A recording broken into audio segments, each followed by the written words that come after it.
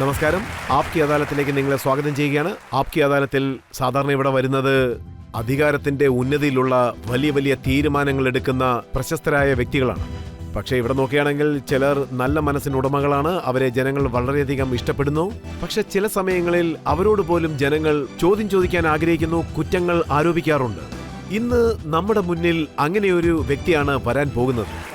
കേന്ദ്ര കായിക യുവജനക്ഷേമ വകുപ്പ് മന്ത്രിയായ സുനിൽ ദത്ത് ആപ്കി അദാലത്തിലേക്ക് ഹാജരാകുന്നു.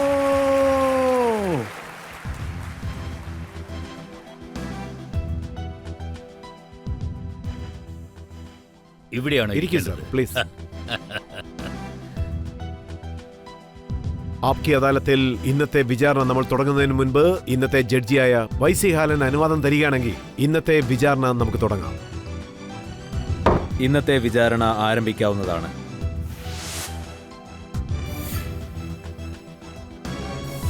ആപ്കി അദാലത്തിൽ സുനിൽ ദത്തിന്റെ മേലുള്ള കുറ്റാരോപണം രാഷ്ട്രീയത്തിന് വേണ്ടി ഇദ്ദേഹം സിനിമ ഉപേക്ഷിച്ചു എന്നുള്ളതാണ്. ദത്ത് സാർ, ഈ കുറ്റാരോപണങ്ങളെക്കുറിച്ച് ചർച്ച ചെയ്യുന്നതിന് മുൻപ് നമുക്കൊരു ഫ്ലാഷ് ബാക്കിൽ പോയിട്ട് വരാം. അതെ, പാർട്ടീഷന്റെ സമയത്ത് ബൽരാജ് ദത്ത് എന്നുള്ള ഒരു പയ്യൻ മുംബൈയിലുള്ള ജയ്ഹിന്ദ് കോളേജിലേക്ക് വന്നു. അതോടൊപ്പം ആദ്യത്തെ ജോലിയായിട്ട് ബസ് ഡിപ്പോയിലാണ് പ്രവർത്തിച്ചത്. എനിക്ക് ആ കാലം ഒന്നും മറക്കാൻ പറ്റില്ല. ഞാൻ രാവിലെ കോളേജിലേക്ക് പോവും. 10 മണിക്ക് ശേഷം ഞാൻ ലൈബ്രറിയിലേക്ക് പോവും. കാരണം എനിക്ക് താമസിക്കാൻ വേറെ സ്ഥലമൊന്നും ഉണ്ടായിരുന്നില്ല. അതുകൊണ്ട് ഏഷ്യാറ്റിക് ലൈബ്രറിയിൽ പോയിരുന്ന് വായിക്കും. അതിനുശേഷം ഉച്ചയ്ക്ക് 2 മണി മുതൽ രാത്രി 10 മണി വരെ എനിക്ക് ഡ്യൂട്ടി ഉണ്ടാവും. 11 മണി വരെ ബസ് ഡിപ്പോയിൽ. ബസ്സൊക്കെ ഡിപ്പോയിലേക്ക് വരും. എന്തെങ്കിലും തകരാറുണ്ടെങ്കിൽ അത് റെക്കോർഡിൽ നോട്ട് ചെയ്ത് വെക്കണം. ഡീസൽ എത്ര അടിക്കുന്നതെന്ന് നോട്ട് ചെയ്ത് വെക്കണം. മഡ്ഗാർഡ് പൊട്ടിയിട്ടുണ്ടെങ്കിൽ ഡ്രൈവറോട് ചോദിച്ച് നമ്മൾ റിപ്പോർട്ട് ചെയ്യണം. താങ്കളുടെ ശമ്പളം എത്രയായിരുന്നു? 100 രൂപ. മാസം 100 രൂപ. ബസ് ഡിപ്പോയിൽ ജോലി ചെയ്യുന്ന സമയത്ത് റേഡിയോ അനൗൺസറായിട്ട് എങ്ങനെ ജോലി കിട്ടി? എനിക്ക് ഡ്രാമ എഴുതുന്ന ശീലം ഉണ്ടായിരുന്നു. കോളേജിൽ വെച്ച് ഡ്രാമയൊക്കെ ഞാൻ ചെയ്തിട്ടുണ്ട്. അപ്പോൾ ഒരു ഡാൻസ് ബാലറ്റ് ഉണ്ടായിരുന്നു. അതിൽ എൻ്റെ പ്രൊഫസർ എന്നോട് കമൻട്രി പറയാൻ വേണ്ടി പറഞ്ഞു. അപ്പോൾ അവിടെ ചില അഡ്വർടൈസിംഗ് കമ്പനീസിൻ്റെ ബോസുകളൊക്കെ വന്നിരുന്നു. അവരെൻ്റെ ശബ്ദം കേട്ടു ഞാൻ കമൻട്രി നൽകുമ്പോൾ. അവർക്ക് എൻ്റെ ശബ്ദം ഇഷ്ടപ്പെട്ടു. ആ സമയത്ത് അവരൊരു പ്രോഗ്രാം ചെയ്തുകൊണ്ടിരുന്നു, അതായത് ഫിലിം സ്റ്റാർസിൻ്റെ ഇൻ്റർവ്യൂ. സോ ഞാൻ ആ ഇൻ്റർവ്യൂസൊക്കെ ചെയ്തു. വലിയ വലിയ stars, Dileep sir, Devanand sir, പിന്നെ അക്കാലത്ത് സുരേം മാഡത്തിന്റെ ഇന്റർവ്യൂ എടുത്തിട്ടുണ്ട്. അതിനുശേഷം ഒരുപാട് സ്റ്റാർസിന്റെ ഇന്റർവ്യൂസ് എടുത്തിട്ടുണ്ട്. അതോടൊപ്പം തന്നെ ഞാൻ മറ്റൊരു പ്രോഗ്രാമും സ്റ്റാർട്ട് ചെയ്തു, സിനിമ കാര്യങ്ങൾ സംസാരിക്കുന്നത്. എന്റെ അറിവിൽ നിങ്ങൾ ഒരു പയനിയറാണ്. അതായത് ഈ ആപ്കി അദാലത്ത് പോലെ എന്റെ പ്രോഗ്രാമിൽ ഞാനാണ് പയനിയർ. കാരണം അഡ്വർടൈസിംഗ് കമ്പനിക്ക് ഞാനാണ് ഐഡിയ തന്നെ നൽകിയത്. അതായത് സിനിമാ കാര്യങ്ങൾ ജനങ്ങളിലേക്ക് എത്തിച്ചാൽ രസമായിരിക്കും. അതായത് സ്റ്റുഡിയോ അറ്റ്മോസ്ഫിയർ എങ്ങനെയുണ്ടാകും, ലൈറ്റ്സ് എവിടെ നിന്ന് വരും, പിന്നെ ഡയറക്ടർ എന്താണ് പ്രതീക്ഷിക്കുന്നത്, ക്യാമറ എങ്ങനെയാണ് പ്രവർത്തിക്കുന്നത്, ഡയലോഗ് എങ്ങനെയാണ് സംസാരിക്കുന്നത്. അതുപോലെ തന്നെ ഈ ബൽരാജ് ദത്ത് എന്നുള്ള വ്യക്തി സുനിൽ ദത്തായിട്ട് എങ്ങനെ മാറി? ദിലീപ് കുമാർ സാറിന്റെ ഒരു പടം പോയിക്കൊണ്ടിരുന്നു. അതിൽ രമേശ് ശേഖൽ സാർ അക്കാലത്ത് വലിയ പടങ്ങൾ ചെയ്ത ആളാണ്. ഷഹീദ്. അക്കാലത്ത് ആ പാട്ടുകളൊക്കെ വളരെ പോപ്പുലറാണ്. ഇവിടെയുള്ള വയസ്സായവർക്ക് തീർച്ചയായിട്ടും ആ പാട്ടുകളൊക്കെ അറിയാമായിരിക്കും. വീരൻ പോകും പാതയിൽ വീരന്മാർ കൈകൊടുക്കും. ആ പാട്ടന്ന് വളരെ പോപ്പുലറായിരുന്നു. ഞാൻ ആ കാലത്ത് ദിലീപ് സാറിന്റെ ഒക്കെ ഇന്റർവ്യൂ എടുത്തിട്ടുണ്ട്. ഞാൻ സ്റ്റുഡിയോയിലേക്ക് ചെന്നപ്പോൾ സാർ പറഞ്ഞു, നിനക്കെന്തുകൊണ്ട് ഹീറോ ആയിക്കൂടാ എന്ന്. എന്തിനെങ്ങനെ ഇന്റർവ്യൂ എടുക്കാൻ വേണ്ടി കറങ്ങിക്കൊണ്ടിരിക്കുന്നു എന്ന് ചോദിച്ചു. അദ്ദേഹത്തോട് ഞാൻ പറഞ്ഞു, നിങ്ങൾ ഹീറോ ആക്കുകയാണെങ്കിൽ ഞാൻ തീർച്ചയായിട്ടും തയ്യാറാണെന്ന് പറഞ്ഞു. ഞാൻ ചെറിയ ചെറിയ റോളുകളൊന്നും ചെയ്യില്ലെന്ന് പറഞ്ഞു. ശരി, ഒരു ടെസ്റ്റ് എടുത്ത് നോക്കാമെന്ന് അദ്ദേഹം പറഞ്ഞു. പിന്നെ അദ്ദേഹം ഒരു ടെസ്റ്റ് എടുത്തു. ആ ടെസ്റ്റിൽ ദിലീപ് കുമാർ സാർ ഇട്ട ഡ്രസ്സ് എനിക്ക് തന്നിട്ട് അത് ധരിച്ചോളാൻ വേണ്ടി പറഞ്ഞു. പാൻറ്റും കോട്ടും എല്ലാം. എനിക്ക് ദിലീപ് സാറിനേക്കാളും കുറച്ച് നീട്ടമുണ്ട്. എനിക്കാണെങ്കിൽ ആ പാൻറ് മുട്ടുവരെ നീട്ടം ഉണ്ടായിരുന്നുള്ളൂ. സ്ലീവ്സ് ആണെങ്കിൽ ഇതാ ഇതുവരെ വന്നുള്ളൂ. ഞാൻ വരുമ്പോൾ നിങ്ങൾ വിളിച്ചില്ലേ, അതുപോലെ ഇതാ ഇവിടെ വന്ന് നിന്ന് ഡയലോഗ് പറയേണ്ട പോലെ ഉണ്ടായിരുന്നു. എനിക്ക് ഡയലോഗ് ഓർമ്മയുണ്ടായിരുന്നു. എനിക്ക് പെട്ടെന്ന് അപ്പോൾ എന്താ തോന്നിയെന്ന് വെച്ചാൽ ഏതോ ഗുഹയിൽ വന്ന പോലെ ഉണ്ടായിരുന്നു. 4 ഭാഗവും ഇരുട്ടായിരുന്നു. ഞാൻ പെട്ടെന്ന് ഡയലോഗ് പറഞ്ഞിട്ട് പുറപ്പെട്ടു.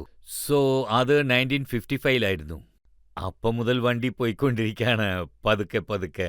അതൊക്കെയൊന്നുമല്ല, താങ്കളുടെ വണ്ടി നല്ല ഫാസ്റ്റായിട്ടാണ് പോയത്.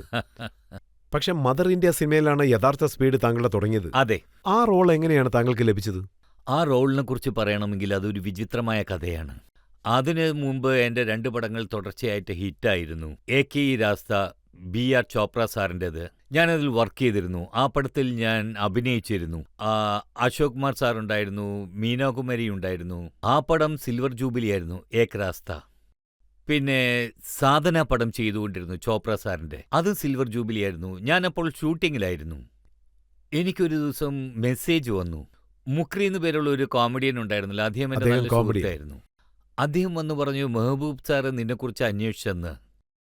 അപ്പം ഞാൻ പറഞ്ഞു, അദ്ദേഹത്തിൻ്റെ പടത്തിന് ഹീറോ സെലക്ട് ചെയ്തല്ലോ എന്ന്. അതിനെന്താ, നീ ഒന്ന് പോയി നോക്ക് എന്ന് പറഞ്ഞു. അപ്പം ഞാൻ മെഹബൂബ് സാറിനെ പോയി കണ്ടു. അപ്പോൾ അദ്ദേഹം എന്നെ നോക്കി, നിനക്ക് രാമുവിൻ്റെ റോൾ തരാമെന്ന് പറഞ്ഞു, അതായത് മൂത്ത ജ്യേഷ്ഠൻ. ഞാൻ പറഞ്ഞു, മെഹബൂബ് സാർ, നിങ്ങളൊരു വലിയ ഡയറക്ടറാണ്, വലിയ വലിയ പടങ്ങൾ ചെയ്തിട്ടുണ്ട്. എനിക്കൊരു ചെറിയ റോൾ തന്നാലും ഞാൻ ചെയ്യും, കാരണം നിങ്ങൾ അത്ര വലിയ ഡയറക്ടറാണ്. നിങ്ങൾ എന്ത് തന്നാലും ചെയ്യാൻ ഞാൻ റെഡിയാണെന്ന് പറഞ്ഞു. അദ്ദേഹം വളരെ സന്തോഷവാനായി. ഒരിക്കൽ അദ്ദേഹം ഇരുന്ന് എന്നെ നോക്കിക്കൊണ്ടിരിക്കുക. എന്നെ എന്തിനാ അങ്ങനെ നോക്കിയെന്ന് എനിക്കറിയില്ല. അപ്പോൾ അദ്ദേഹം പറഞ്ഞു, നിനക്ക് ഞാൻ ബ്രിജുവിൻ്റെ റോൾ തരാമെന്ന്. കാരണം ബ്രിജു എന്ന് പറഞ്ഞ ക്യാരക്ടറാണ് ആ പടത്തിലെ പ്രധാനപ്പെട്ട ക്യാരക്ടർ. ശരി, നിങ്ങളുടെ ഇഷ്ടം എന്ന് പറഞ്ഞു. പക്ഷേ നിനക്ക് മുടിയാണ് കുറച്ച് നീട്ടമുള്ളത്, നിന്നെ കണ്ടിട്ട് ഗ്രാമത്തിലെ ആളെ പോലെ തോന്നുന്നില്ല എന്ന് പറഞ്ഞു. ഞാൻ ഉടൻ തന്നെ അവിടെ നിന്ന് പുറപ്പെട്ടു പോയി. എനിക്കറിയാവുന്ന ഒരു ബാർബർ ഉണ്ടായിരുന്നു. അദ്ദേഹത്തെ എനിക്ക് നന്നായിട്ട് അറിയാമായിരുന്നു. അദ്ദേഹം എന്നെ ഫ്രീ ആയിട്ട് മുടി വെട്ടലും ഷേവ് ചെയ്യലൊക്കെ ചെയ്യും. സോ ഞാൻ അദ്ദേഹത്തെ ടാക്സിയിൽ ഇരുത്തി സ്റ്റുഡിയോയിലേക്ക് വിളിച്ചുകൊണ്ട് വന്നു. ഞാൻ നേരെ അദ്ദേഹത്തോട് സ്റ്റുഡിയോയിലേക്ക് വരുമെന്ന് അങ്ങോട്ട് എന്നെ വിളിച്ചുകൊണ്ട് പോയി. അദ്ദേഹം നിസ്കരിക്കുകയായിരുന്നു. അദ്ദേഹം നിസ്കാരം കഴിഞ്ഞ് എഴുന്നേറ്റതും, ഞാൻ ബാർബറെ വിളിച്ചുകൊണ്ട് വന്നിട്ടുണ്ട് സാർ, മുടി എങ്ങനെ വെട്ടണം എന്ന് പറയും, ഞാൻ വെട്ടിക്കോളാം എന്ന് പറഞ്ഞു. അദ്ദേഹവും അതിന് ഓക്കെ പറഞ്ഞു. എൻ്റെ മുടിയെല്ലാം വെട്ടി. പിന്നെ നിന്റെ മേക്കപ്പ് കുറച്ച് ഡാർക്കായിരിക്കണം, എങ്കിലേ നിന്നെ ഗ്രാമീണനെ പോലെ തോന്നൂ എന്ന് പറഞ്ഞു. വയലിൽ ജോലി ചെയ്യുന്ന പോലെ, വെയിലത്ത് പണിയെടുക്കുന്നവനെ പോലെ. പക്ഷെ നീ വെളുത്തിരിക്കുന്നല്ലോ എന്ന് പറഞ്ഞു. ഞാൻ നേരെ മുകളിലേക്ക് പോയി, മേക്കപ്പ് റൂമിലേക്ക്. ഞാൻ അവിടെ ചെന്ന് കറുത്ത നിറത്തിലുള്ള എല്ലാം എടുത്ത് ഒന്നിച്ച് മിക്സ് ചെയ്ത് അതെൻ്റെ മുഖത്തൊക്കെ തേച്ചു. ഒരു മനുഷ്യൻ്റെ മുഖം കറുത്തു കഴിഞ്ഞാൽ കണ്ണ് വലുതായി തോന്നും. അപ്പോഴാണ് സാർ എന്നെ കണ്ടിട്ട് പറയുന്നത്, ഇപ്പോഴാണ് നീ ബ്രിജുവിനെ പോലുള്ളതെന്ന്. ശരി, ഇവന് ബ്രിജുവിൻ്റെ റോൾ കൊടുക്കുമെന്ന് പറഞ്ഞു. സോ അങ്ങനെയാണ് എനിക്ക് ബ്രിജുവിൻ്റെ റോൾ കിട്ടിയത്. അതിനുശേഷം താങ്കൾക്ക് വരിവരിയായിട്ട് ഹിറ്റ് സിനിമകൾ വന്നു. സുജാത, സാധന, അതെ, അതെ. മുജെ ജീനെ ദോ, ഇങ്ങനെ വലിയൊരു ലിസ്റ്റ് തന്നെ നമുക്ക് പറയാം. ഈ മദർ ഇന്ത്യ റിലീസ് ചെയ്തതിന് ശേഷം ഇന്ത്യയിൽ ഉടനീളം എന്നെപ്പോലെ ഒരു ടഫായിട്ടുള്ള ആളില്ലാത്ത പോലെയായി. അതിനുശേഷം എനിക്ക് എങ്ങനെയുള്ള റോൾസ് കിട്ടിത്തുടങ്ങിയെന്ന് വെച്ചാൽ, ഗ്രാമത്തിലെ തല്ലുകാരൻ, പിന്നെ സിറ്റിയിലെ വലിയ മോശക്കാരൻ. ഞാൻ വിചാരിച്ചു ഇത് കണ്ടിന്യൂ ചെയ്താൽ എനിക്ക് ഇങ്ങനെയുള്ള റോൾസ് മാത്രമേ കിട്ടൂ എന്ന്. ഞാൻ എന്താ വിചാരിച്ചതെന്ന് വെച്ചാൽ, എനിക്ക് കിട്ടുന്ന റോൾസ് ചെയ്താൽ അങ്ങനെ വലിയൊരു ആക്ടർ ആകാമെന്ന് വിചാരിച്ചു. കാരണം ഞാൻ എക്സ്പെരിമെൻറ്റിൽ വിശ്വസിച്ചു. ഞാൻ യാദേ അഭിനയിച്ച പോലെ വൺ ആക്ടർ മൂവി. പടത്തിൽ ഒരേ ഒരു ആക്ടർ മാത്രമാണ്. ആ പടം ബെർലിൻ ഫെസ്റ്റിവലിൽ ഗ്രാൻഡ് പിക്സ് അവാർഡ് വാങ്ങിച്ചു. അങ്ങനെ തുടർച്ചയായി ഞാൻ ഒരുപാട് എക്സ്പെരിമെന്റ്സ് ചെയ്തു. ഒരുപാട് നഷ്ടങ്ങളും പണം എനിക്ക് കുറേ നഷ്ടമായി പണം കാണും ഒരുപാട് നഷ്ടമായി. ഗ്രേഷ്മ ഷെയർ കാരണം അതെ. എനിക്ക് വലിയൊരു നഷ്ടം ഉണ്ടായി. രേഷ്മ ഷെയറെ കുറിച്ച് ഞങ്ങൾ അറിഞ്ഞത് എന്താണെന്ന് വെച്ചാൽ, ആ സിനിമയിൽ അമിതാഭ് ബച്ചന്റെ ശബ്ദം താങ്കൾ ഊമയായിട്ട് മാറ്റിയതിന്റെ കാരണം എന്താണെന്ന് വെച്ചാൽ, താങ്കളുടെ വോയിസ് ബീറ്റ് ചെയ്യാൻ പാടില്ല, അതുകൊണ്ടാണെന്ന്. അപ്പൊ അമിതാഭ് ബച്ചൻ ഇല്ലായിരുന്നു. അപ്പൊ അവൻ വെറും ഒരു ന്യൂ കമറായിരുന്നു. പക്ഷേ ശബ്ദം പവർഫുൾ ആയിരുന്നില്ലേ? അതെ, ശബ്ദം പിന്നെയാണ് ഫേമസ് ആയത്, പടം ഹിറ്റായതിനു ശേഷം. അദ്ദേഹം ഊമയായിരുന്നു, എക്സ്പ്രസ് ചെയ്യാൻ പറ്റിയില്ല. അതുകൊണ്ട് വളരെ സിമ്പതി കിട്ടി. ആ സിമ്പതി കിട്ടാൻ വേണ്ടിയാണ് ആ റോൾ എന്നെ ക്രിയേറ്റ് ചെയ്തത്. പക്ഷെ ഈ കാര്യം അറിയാതെ പോയി. നമ്മളൊരു നല്ല ക്യാരക്ടറിനെ ഫോളോ ചെയ്യുമ്പോൾ ഓരോരുത്തരും ഡിഫറെന്റ് ക്യാരക്ടർ ചെയ്യും, ഡിഫറെന്റ് റോൾ ചെയ്യും. പക്ഷെ ഈ ഗോസിപ്പുകൾ ചില സമയത്ത് ആർട്ടിസ്റ്റുകൾക്കിടയിൽ വലിയ പ്രശ്നങ്ങൾ തന്നെ ഉണ്ടാക്കും. അത് വലിയ തെറ്റാണ്. ഇല്ല, അങ്ങനെ എന്തെങ്കിലും സംഭവിച്ചിരുന്നോ? ഇല്ല, അങ്ങനെയൊന്നും സംഭവിച്ചില്ല. വേർപെടുത്താൻ വേണ്ടി ശ്രമിച്ചു, നിങ്ങൾ ചെയ്യുന്ന പോലെ. ദസാർ സിനിമ താങ്കളെ ബൽരാജിൽ നിന്ന് ദത്തായിട്ട് മാറ്റി. അതേ സിനിമ തന്നെ താങ്കളെ സ്ട്രീറ്റിൽ നിന്നും ബംഗ്ലാവ് വീട്ടിലേക്ക് മാറ്റുകയും ചെയ്തു. ജനങ്ങളുടെ സ്നേഹവും ആദരവും താങ്കൾക്കുണ്ട്. ഇത്രയും സിനിമകൾ താങ്കൾ ചെയ്യുകയും ചെയ്തു. പക്ഷേ താങ്കൾ രാഷ്ട്രീയത്തിന് വേണ്ടി ഇത്രയും നല്ലൊരു സിനിമ ഉപേക്ഷിക്കേണ്ടി വന്നല്ലോ. അതിനെക്കുറിച്ച് പറയണമെങ്കിൽ, ഞാൻ സ്വപ്നത്തിൽ പോലും വിചാരിച്ചിരുന്നില്ല ജനങ്ങൾ എന്നെ ഇങ്ങനെ സ്വീകരിക്കുമെന്ന്. കാരണം ജനങ്ങൾ എന്റെ പടങ്ങൾ കണ്ടില്ലായിരുന്നുവെങ്കിൽ ഞാൻ ഇത്ര വലിയ നടനാകില്ലായിരുന്നു. ഒരു നടൻ എന്ന നിലയിൽ താങ്കളെ ജനങ്ങൾ സ്നേഹിക്കുന്നുണ്ട്. അങ്ങനെയുള്ള ഒരു വ്യക്തി ആ കല ഉപേക്ഷിച്ച് രാഷ്ട്രീയത്തിലേക്ക് പോകുന്നത് അത്ര നല്ല കാര്യമൊന്നും അല്ലല്ലോ. അതായത് എന്താന്ന് വെച്ചാൽ, ഞാൻ രാഖി എന്നൊരു പടം എടുത്തു. ആ രാഖി എന്ന് പറഞ്ഞ പടത്തിൽ എൻ്റെ മകൻ ഒരു ഹിറ്റായി മാറി. അപ്പൊ ഞാൻ എന്തു പറഞ്ഞു എന്ന് വെച്ചാൽ ഒരു ഉറയിൽ രണ്ട് കത്തി ഉണ്ടാകാൻ പാടില്ല, ഒന്നുമില്ല നീ ഉണ്ടാവണം ഇല്ലെങ്കിൽ ഞാൻ ഉണ്ടാവണം. അപ്പൊ ഞാൻ എന്ത് വിചാരിച്ചെന്ന് വെച്ചാൽ ഞാൻ ജീവിതത്തിൽ പലതും കണ്ടു, ഇനി എന്റെ മകൻ തട്ടിൽ വന്ന് നിൽക്കട്ടെ. രാഷ്ട്രീയത്തിൽ വരാൻ എന്തുകൊണ്ടാണ് ആഗ്രഹിച്ചത്? ലോക്സഭാ ഇലക്ഷനിൽ മത്സരിച്ച് പാർലമെന്റിലേക്ക് പോകാൻ എങ്ങനെ ആഗ്രഹം വന്നത്? അതിനെക്കുറിച്ച് ഞാൻ നിങ്ങളോട് തെളിച്ച് പറയാം. അതായത് ഇന്ദിരാ മാഡം കൊല്ലപ്പെട്ടതിന് ശേഷം ആ സംഭവം നടക്കുമ്പോൾ ഞാൻ ന്യൂയോർക്കിലായിരുന്നു ഉണ്ടായിരുന്നത്. അവിടെ വെച്ച് കണ്ടോലൻസ് മീറ്റിങ്ങിനായി കൗൺസിൽ ജനറലിന്റെ ഓഫീസിലേക്ക് പോയി. പുറത്തേക്ക് വരുമ്പോൾ ഞാൻ ഒരുപാട് സിഖ് സഹോദരന്മാരെ കണ്ടു. അവരെല്ലാവരും ഡാൻസ് ചെയ്തും പാട്ടുപാടിയും സന്തോഷം പ്രകടിപ്പിക്കുകയായിരുന്നു. അത് കണ്ടപ്പോൾ എനിക്ക് സങ്കടം തോന്നി. ഞാൻ ഡൽഹിയിലേക്ക് വന്നപ്പോൾ റോട്ടിൽ ലോറികൾ കത്തി ചാമ്പലായി കിടക്കുന്നു, അതുപോലെ പല വാഹനങ്ങളും കത്തി കരിഞ്ഞു കിടക്കുന്നുണ്ടായിരുന്നു. മുഴുവൻ ഡൽഹിയും കത്തി കരിഞ്ഞു കിടക്കുകയായിരുന്നു. അപ്പോഴാണ് അറിഞ്ഞത് സിഖുകാർ ആക്രമിക്കപ്പെട്ടിരിക്കുന്നു എന്ന്. അപ്പോൾ എൻ്റെ കണ്ണിന് മുൻപിൽ വീണ്ടും ആ സ്ഥിതി, അതായത് ഇന്ത്യയുടെ പാർട്ടീഷൻ സമയത്തുണ്ടായ അവസ്ഥ, ആ അവസ്ഥയിലായിരുന്നു. അതിനെക്കുറിച്ച് ഓർക്കുമ്പോൾ എനിക്ക് സത്യത്തിൽ സങ്കടമായിരുന്നു. ഈ കാര്യമായിരുന്നു എൻ്റെ മൈൻഡിൽ കറങ്ങിക്കൊണ്ടിരുന്നത്. സോ ആ സംഭവത്തിന് ശേഷം എനിക്കൊരു ഫോൺ വന്നു. അത് രാജീവ് ഗാന്ധി ചെയ്തതായിരുന്നു. അദ്ദേഹം എന്നോട് നീ ഇലക്ഷനിൽ നിൽക്കുന്നു എന്ന് ചോദിച്ചു. അതിന് ഞാൻ തീർച്ചയായിട്ടും മത്സരിക്കാമെന്ന് പറഞ്ഞു. കാരണം എൻ്റെ കൺമുൻപിൽ എന്താ ഉണ്ടായിരുന്നെന്ന് വെച്ചാൽ ഞാൻ എൻ്റെ ഭാഗത്തുനിന്ന് എന്തെങ്കിലും ചെയ്യണം. നമ്മുടെ രാജ്യം ഒന്നായി നിൽക്കാൻ ഞാൻ എന്തെങ്കിലും ചെയ്യണമെന്ന് തോന്നി. നമ്മൾ സെക്യുലറായിരിക്കണം, എല്ലാ മതസ്ഥരും ഒന്നിച്ച് ജീവിക്കണം, എങ്കിലേ നമ്മുടെ രാജ്യം മുന്നേറൂ. ഇതിനാണ് ഞാൻ പോളിറ്റിക്സിലേക്ക് വന്നത്. ജനങ്ങൾ പലരും താങ്കളോട് ചോദ്യം ചോദിക്കാൻ ആഗ്രഹിക്കുന്നുണ്ട്. താങ്കൾ ചോദിക്കും. 84-ൽ നടന്ന കലാപത്തിൽ ഒരുപാട് സിഖ് മതക്കാർ കൊല്ലപ്പെട്ടു. അപ്പോഴും അതേ പാർട്ടി തന്നെയായിരുന്നു അധികാരത്തിൽ. ഇതെങ്ങനെയാണ് സംഭവിച്ചത്?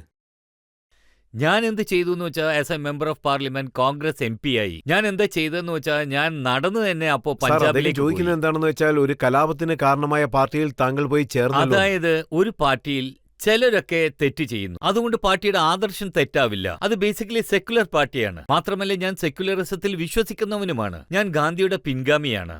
അതുകൊണ്ടാണ് ഞാൻ ചെയ്യുന്നതെല്ലാം അതൊരിക്കലും തെറ്റാവില്ല. നിങ്ങൾ ആ ആദർശങ്ങൾ നോക്കിയാൽ ഞാൻ എങ്ങനെയാണോ ബിഹേവ് ചെയ്യുന്നത് അങ്ങനെ നിങ്ങളും ബിഹേവ് ചെയ്യും. എന്റെ കുറ്റാരോപണം വേറെയാണ്. അത് എന്താണെന്ന് വെച്ചാൽ ദത്ത് സർ, സിനിമ താങ്കളെ ഏത് ലെവലിൽ എത്തിച്ചോ, ജനങ്ങൾ താങ്കളെ അല്ലല്ല, ഫിലിം ഇൻഡസ്ട്രി അല്ല, ജനങ്ങൾ, പബ്ലിക്കാണ്. അല്ലല്ല, ഇല്ലല്ല, കാരണം ജനങ്ങളാണ്.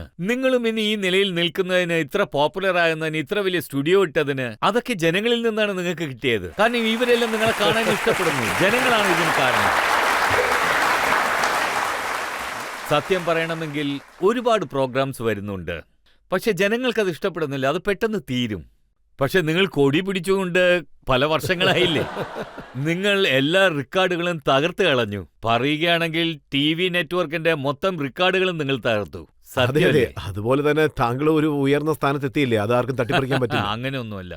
ദത്ത് സാർ, ഫിലിം ഇൻഡസ്ട്രിയിലുള്ളവരുടെ കുറ്റാരോപണം എന്താണെന്ന് വെച്ചാൽ താങ്കൾ സിനിമയ്ക്ക് വേണ്ടി ഒന്നും തന്നെ ചെയ്തിട്ടില്ലെന്നാണ്. അതായത് ഞാൻ 20 വർഷങ്ങളായി ഫിലിം ഇൻഡസ്ട്രിയിൽ നിന്ന് മാറി നിൽക്കുകയാണ്. ഇപ്പൊ എന്ത് പ്രോബ്ലം ഉണ്ടെന്ന് അവര് വേണം എന്നോട് പറയാൻ. ഇങ്ങനെയൊക്കെ പ്രോബ്ലംസ് ഉണ്ടെന്ന്, ഇങ്ങനെയുണ്ട്, ഇതൊക്കെ ഞങ്ങൾക്ക് വേണമെന്ന് അവരാണ് ഞങ്ങളോട് ഡിസ്കസ് ചെയ്യേണ്ടത്. അതിന് ഞങ്ങൾ ഒരു നല്ല തീരുമാനം. പക്ഷേ ദത്ത് സാർ, പ്രധാനമന്ത്രി താങ്കളെ വിളിച്ച് ഏത് മിനിസ്ട്രിയാണ് വേണ്ടെന്ന് ചോദിച്ചപ്പോ താങ്കൾ IMD മിനിസ്ട്രി വേണം, സിനിമയ്ക്ക് വേണ്ടി എനിക്ക് എന്തെങ്കിലും ചെയ്യണമെന്ന് പറയാമായിരുന്നില്ലേ? ഇല്ലല്ല, ഞാൻ അങ്ങനെ പറഞ്ഞിട്ടില്ല. സിനിമ ഇൻഡസ്ട്രിക്ക് എനിക്കെന്ത് സഹായം ചെയ്യാൻ കഴിയും? അങ്ങോട്ട് പോയാൽ ഞാനായിരിക്കും കുടുങ്ങുക. അവർക്ക് വേണ്ടി എനിക്ക് വഴക്കിടാൻ പറ്റില്ല. അതിനുശേഷം ഞാൻ സർക്കാർ പറയുന്ന പോളിസി ഡിഫെൻഡ് ചെയ്യണ്ടേ? അതെങ്ങനെ ചെയ്യാൻ പറ്റും? അതിനു പകരം ഞാൻ യുവാക്കൾക്കൊപ്പമുണ്ട്. പിന്നെ പറയുകയാണെങ്കിൽ ഞാൻ കായിക രംഗത്തും ഉണ്ട്. 75ാമത്തെ വയസ്സിൽ യുവജന വകുപ്പോ? എന്തിനാ നിങ്ങൾ എല്ലാവരും മുൻപിൽ എന്നെ ഇങ്ങനെ എക്സ്പോസ് ചെയ്യുന്നത്? എന്തിനാ ഇങ്ങനെ ചെയ്യുന്നത്? ഇങ്ങനെ എല്ലാവരുടെ മുമ്പിൽ വെച്ച് ഈ കാര്യം തുറന്നു പറഞ്ഞല്ലോ. ഇങ്ങനെ ചെയ്യരുതായിരുന്നു. തനിച്ചൊക്കെ എന്തെങ്കിലും. പക്ഷേ പാർലമെന്റിൽ താങ്കളുടെ ബയോഡാറ്റ കൃത്യമായിട്ട് എഴുതിയിട്ടുണ്ട്. അതിൽ താങ്കളുടെ പ്രായവും കൃത്യമായിട്ട് എഴുതിയിട്ടുണ്ട്. അതവർ അറിയാതെ എഴുതിയതായിരിക്കും. ദത്ത് സാർ, താങ്കൾ രാഷ്ട്രീയത്തിൽ വന്ന് എന്തൊക്കെ കാര്യങ്ങൾ ചെയ്തെന്നുള്ള പല കുറ്റാരോപണങ്ങളും ഉണ്ട്. സുനിൽ ദത്തിന്റെ മേൽ ജനങ്ങളുടെ കുറ്റാരോപണങ്ങൾ ഇനിയും പലതും ഉണ്ട്. ഈ വിചാരണ തുടരും ഒരു ബ്രേക്കിന് ശേഷം.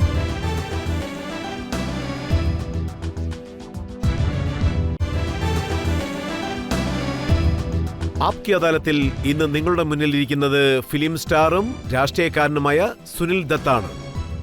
ആപ്കി അദാലത്തിൽ യൂണിയൻ മിനിസ്റ്റർ സുനിൽ ദത്തിന്റെ മേലുള്ള കുറ്റാരോപണം ഇദ്ദേഹം രാഷ്ട്രീയത്തിന് അനുയോജ്യനായ വ്യക്തി അല്ല എന്നുള്ളതാണ്. ദത്ത് സാർ, ജനങ്ങൾ പറയുന്നത് താങ്കൾ നല്ലവനാണ്, സത്യസന്ധനാണ്, കാര്യങ്ങൾ കൃത്യമായി ചെയ്യുന്നു. താങ്കൾ എങ്ങനെയാണ് രാഷ്ട്രീയത്തിൽ വന്നത്? രാഷ്ട്രീയം എന്ന് പറയുന്നത് നല്ല കുടുംബത്തിലുള്ള വ്യക്തികൾ ചെയ്യുന്നതല്ലെന്ന് പറയുന്നു. നിങ്ങളുടെ കുറ്റാരോപണം ശരിയാണ്. പക്ഷേ ഞാനിതിന് തീർച്ചയായിട്ടും ഉത്തരം പറയണം. തീർച്ചയായും ഉത്തരം പറയണം. ഞാൻ മറ്റൊരാളുടെ പദവി തട്ടിപ്പറിക്കാൻ വേണ്ടി ഒന്നും വന്നതല്ല. മറ്റുള്ളവരെ കുറ്റം പറയാനും വന്നതല്ല. ഞാൻ 5 പ്രാവശ്യം ജയിച്ചിട്ടുണ്ട്. എപ്പോഴും എൻ്റെ പ്രതിപക്ഷത്തെ ഞാൻ തരം താഴ്ത്തി സംസാരിച്ചിട്ടില്ല. അതായത് പദയാത്ര നടത്തുന്നവരെല്ലാവരും പദവിക്ക് വേണ്ടി മാത്രമാണ് അതൊക്കെ ചെയ്യുന്നത്. പക്ഷേ താങ്കൾ പദയാത്ര പോന്നു, പക്ഷേ പദവി അങ്ങനെ തന്നെയുണ്ട്. അല്ല, ഞാൻ പദവിക്ക് വേണ്ടി ഇങ്ങോട്ട് വന്നതല്ല. ഞാൻ സമൂഹ സേവനം ചെയ്യാൻ വേണ്ടി വന്നതാണ്. കാരണം ഡെമോക്രസിയിൽ പക്ഷേ ദത്ത് സാർ, ഇപ്പൊ താങ്കൾക്ക് സ്ഥാനമാനങ്ങൾ കിട്ടിയില്ലേ? കേന്ദ്ര അതെ. സർക്കാരിൽ ക്യാബിനറ്റ് 20 മിനിസ്റ്റർ. വർഷങ്ങൾക്ക് ശേഷം 20 വർഷമായിട്ട് ഇരുന്നിട്ടും താങ്കൾക്ക് ദേഷ്യമൊന്നും വരുന്നില്ല. അതെ. അതുകൊണ്ട് രാഷ്ട്രീയത്തിൽ താങ്കൾ കൃത്യമായി അനുയോജ്യനല്ല. അല്ലല്ല, അങ്ങനെയൊന്നുമില്ല. അതായത് എനിക്ക് ഡോക്ടറാകണമെന്ന് ആഗ്രഹമുണ്ട്. പക്ഷെ ഞാൻ 10ാം ക്ലാസ് വരെ പഠിച്ചുള്ളൂ എന്ന് പറയാൻ പറ്റുമോ? അങ്ങനെയുള്ള ഡോക്ടേഴ്സ് ഒന്നും വിജയിക്കില്ല. മുംബൈയിൽ കലാപം നടക്കുന്ന സമയത്ത് അതെ. താങ്കൾ മെമ്പർ ഓഫ് പാർലമെന്റ് ആയിരുന്നു. കേന്ദ്രത്തിലും താങ്കളുടെ സർക്കാരായിരുന്നു, സംസ്ഥാനത്തും താങ്കളുടെ സർക്കാരായിരുന്നു. താങ്കൾ സ്ഥാനം രാജിവെച്ചു. അതെ, രാജിവെച്ചു. പദവി കളഞ്ഞേച്ചു വന്നു. കാരണം തെറ്റ് സംഭവിച്ചു. 15 ദിവസങ്ങളായി കലാപം നടന്നുകൊണ്ടിരിക്കുകയാണ്. കർഫ്യൂ അനൗൺസ് ചെയ്തു. ജനങ്ങൾ മരിച്ചുകൊണ്ടിരിക്കുകയാണ്. ഇവിടെ ലോ ആൻഡ് ഓർഡർ ശരിയല്ലെങ്കിൽ പിന്നെ ഗവൺമെന്റ് ഉണ്ടായിട്ട് എന്താ കാര്യം? അതുകൊണ്ട് റിസൈൻ ചെയ്തു. അതിനുശേഷം 1985-ൽ സ്ലം ഡോളേഴ്സ് അപേക്ഷ നൽകിയപ്പോ സർക്കാർ താങ്കൾ പറഞ്ഞത് കേട്ടില്ല. താങ്കളുടെ സർക്കാരായിരുന്നു ഉണ്ടായിരുന്നത്. താങ്കൾ അതിനെതിരായിട്ട് പോരാട്ടങ്ങൾ നടത്തി. അതെ, തീർച്ചയായിട്ടും. എന്തുകൊണ്ട് ചെയ്തുകൂടാ? എന്റെ ലക്ഷ്യം എന്താന്ന് വെച്ചാൽ ജനങ്ങളുടെ പ്രശ്നത്തിന് വേണ്ടി നമ്മൾ പോരാടണം. ഡെമോക്രസിയിൽ ജനങ്ങളുടെ പ്രശ്നങ്ങൾ പരിഹരിക്കാൻ നമ്മൾ ജോലി ചെയ്യണം. എന്റെ സർക്കാർ അതിൽ തെറ്റ് ചെയ്യുന്നുവെങ്കിൽ അത് സ്വീകരിക്കുക എന്നത് എന്നെ സംബന്ധിച്ച് പ്രയാസമാണ്. സർക്കാർ തെറ്റ് ചെയ്യുന്നു എന്ന് ഞാൻ അറിഞ്ഞാൽ അത് ഞാൻ അവരോട് പറയണം. ഇവിടെ തെറ്റ് സംഭവിക്കുന്നു, അത് ജനങ്ങൾക്ക് നല്ലതല്ല എന്ന് പറയണം. നമ്മൾ എന്ത് ചെയ്യുകയാണെങ്കിലും ജനങ്ങളുടെ നല്ലതിന് വേണ്ടിയാണ്. പാർട്ടിയെ എതിർത്ത് സംസാരിക്കുമ്പോൾ അവർ രാഷ്ട്രീയത്തിൽ അൺഫിറ്റ് എന്നാണ് പറയാറുള്ളത്. പാർട്ടി എന്ന് പറയുന്നത് വേറെയാണ്. പാർട്ടിയെ ജനങ്ങളെയല്ലേ ആ സൃഷ്ടിക്കുന്നത്. പാർട്ടി താങ്കൾക്ക് MP പദവി നൽകി, സീറ്റ് നൽകി. പാർട്ടി എനിക്ക് സീറ്റ് നൽകിയെന്നിരിക്കാം. പക്ഷേ ഇവരല്ലേ എനിക്ക് വേണ്ടി വോട്ട് ചെയ്യുന്നത്, ഈ ജനങ്ങൾ.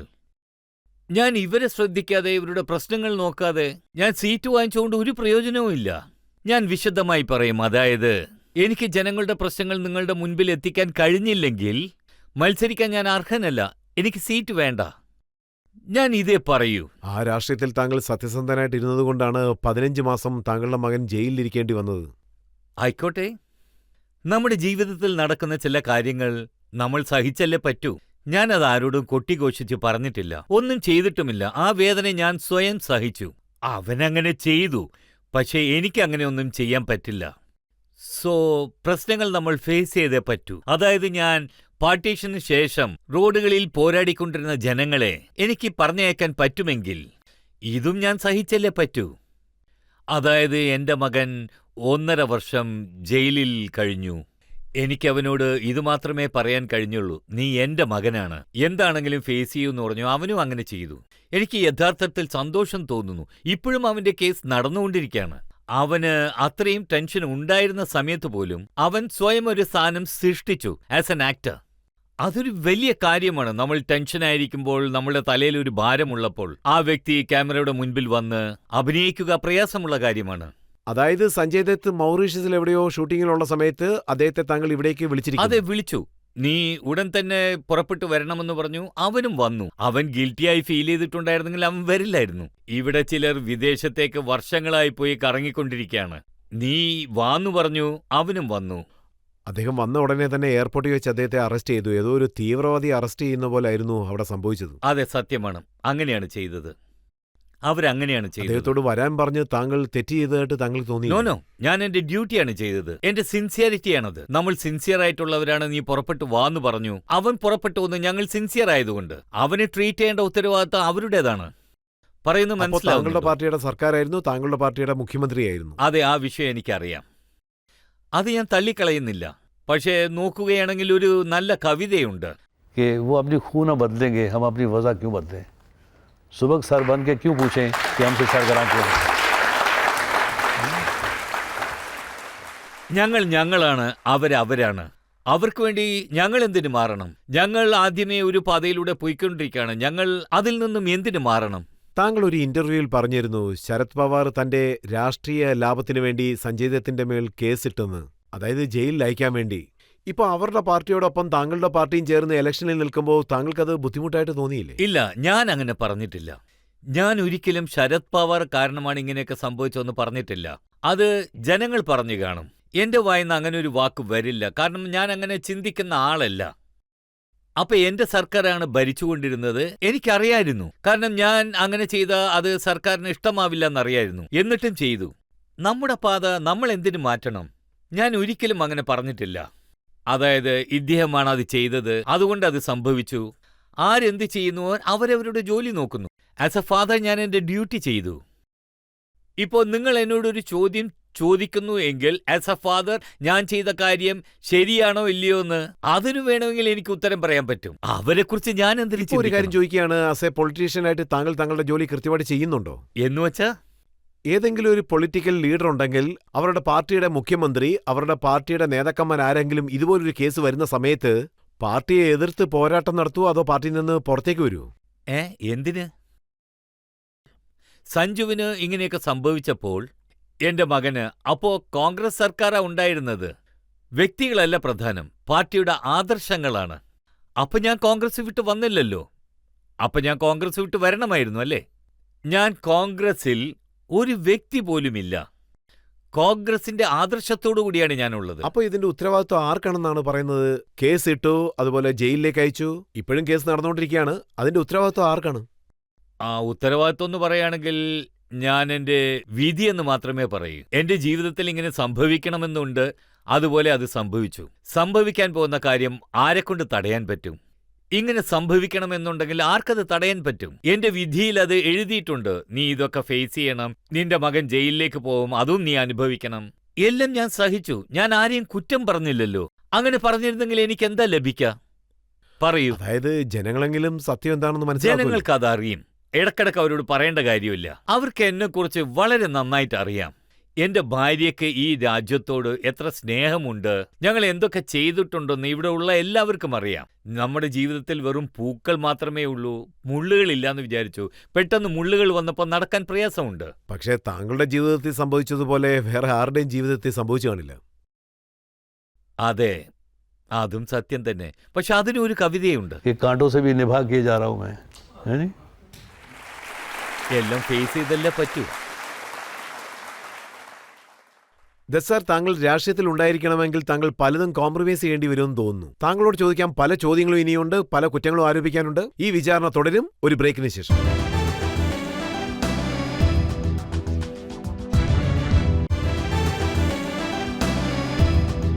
ആപ്കി അദാലത്തിൽ ഇന്ന് നമ്മൾ ജനങ്ങൾക്ക് വേണ്ടി വിചാരണ നടത്തിക്കൊണ്ടിരിക്കുകയാണ്. ഫിലിം സ്റ്റാറിൽ നിന്ന് രാഷ്ട്രീയക്കാരനായി മാറിയ ക്യാബിനറ്റ് മിനിസ്റ്ററുമായ സുനിൽ ദത്തിനോട്. ആപ്കി അദാലത്തിൽ സുനിൽ ദത്തിന്റെ മേലുള്ള കുറ്റാരോപണം കുടുംബത്തിനു വേണ്ടി ഇദ്ദേഹം സിദ്ധാന്തത്തിൽ വെള്ളം ചേർത്തു എന്നുള്ളതാണ്. ഞാൻ താങ്കളുടെ മകൾ പ്രിയാദത്തിന്റെ ഒരു ഇന്റർവ്യൂ കണ്ടിരുന്നു. അതിൽ അവർ പറയുന്നത് താങ്കൾ കുട്ടിക്കാലത്ത് വളരെ സ്ട്രിക്റ്റ് ആയിട്ടുള്ള ഫാദർ ആയിരുന്നു. വൈകുന്നേരം ആകുമ്പോഴേക്കും പിള്ളേർ തീർച്ചയായിട്ടും വീട്ടിലേക്ക് വരണമെന്ന്. TV ഒരു ലോഞ്ചിലുണ്ടായിരിക്കും, അത് ഒരു പ്രത്യേക സമയത്ത് മാത്രമേ കാണാൻ പറ്റൂ. എന്നോട് ചോദിച്ചാൽ എല്ലാവരുടെ വീട്ടിലും അങ്ങനെ ആവണമെന്നേ ഞാൻ പറയൂ.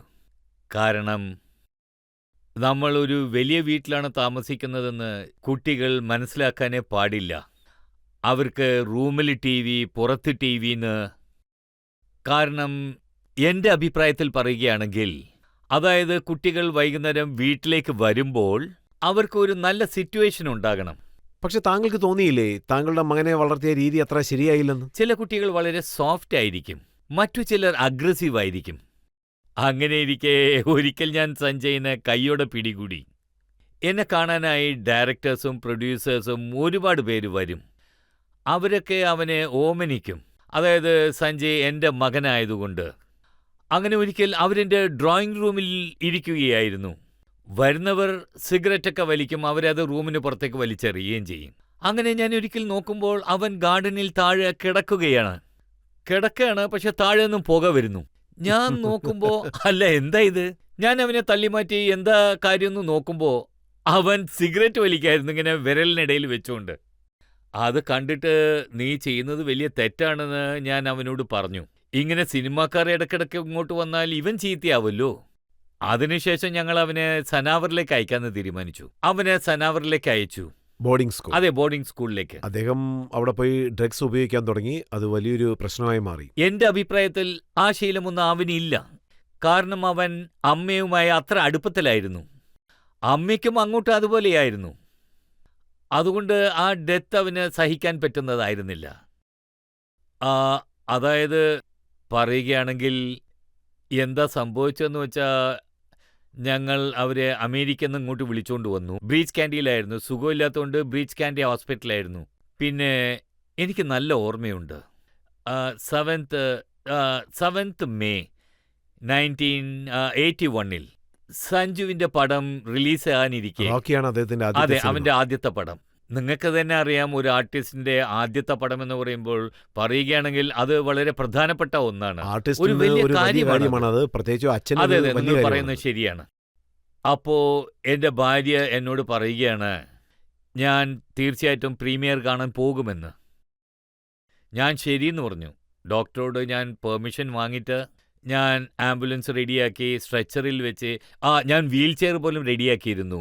എനിക്കെൻ്റെ മകൻ്റെ പടം കണ്ടേ പറ്റൂ എന്ന് അവൾ പറഞ്ഞു. വാശിയായിരുന്നു. ഞങ്ങൾ ടിക്കറ്റൊക്കെ വാങ്ങിച്ചു വെച്ചു. അതായത് ഞങ്ങൾക്കൊക്കെ തരുമായിരുന്നു. അവർ തന്നു. ഞങ്ങൾ സഞ്ജുവിനൊപ്പം ഇരിക്കാനായി അങ്ങനെയാണ് ഞങ്ങൾ സീറ്റ് ചോദിച്ചിരുന്നത്. സോ 7th ആ പ്രീമിയർ ഷോ. പക്ഷേ 3rd May അവൾ മരിച്ചു.